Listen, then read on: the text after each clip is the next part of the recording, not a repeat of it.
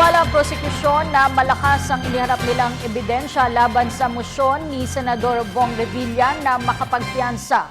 At panig ng depensa, iniharap ang kanilang unang testigo sa korte na isang handwriting expert. Narito ang report ni Sweden Velado.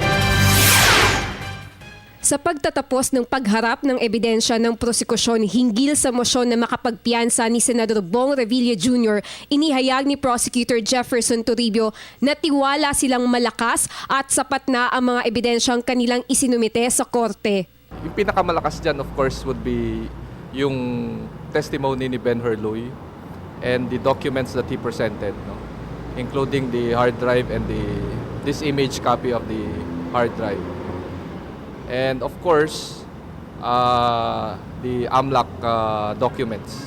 Samantala, sa unang pagkakataon, iniharap ng depensa ang kanilang testigong si Attorney Desiderio Pagi, isang handwriting expert. Ayon sa abogado ni Revilla na si Attorney Joel Bodegon, si Pagi ang magpapatunay na pineke lang ang mga pirma ni Senador Bong sa endorsement letters kung saan nakalista ang mga umano'y bogus NGO ni Napoles na pinondohan ng kanyang pork barrel. Gamit ang magnifying glass, pinagkumpara ni Pagi ang mga pirma ni Revilla sa original at photocopied na mga dokumento at kinumpirmang hindi nga magkatugma ang mga lagda.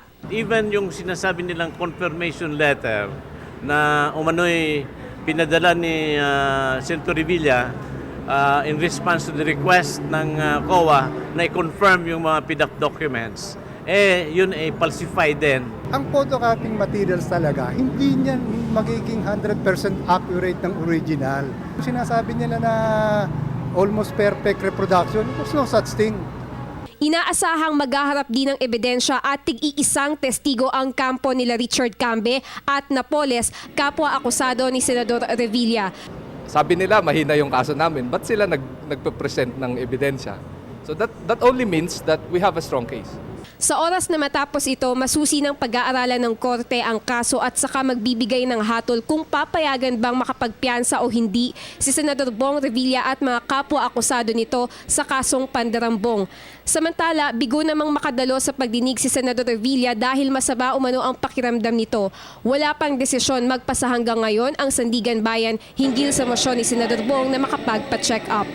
Para sa Telebisyon ng Bayan, ako si Sweden Velado.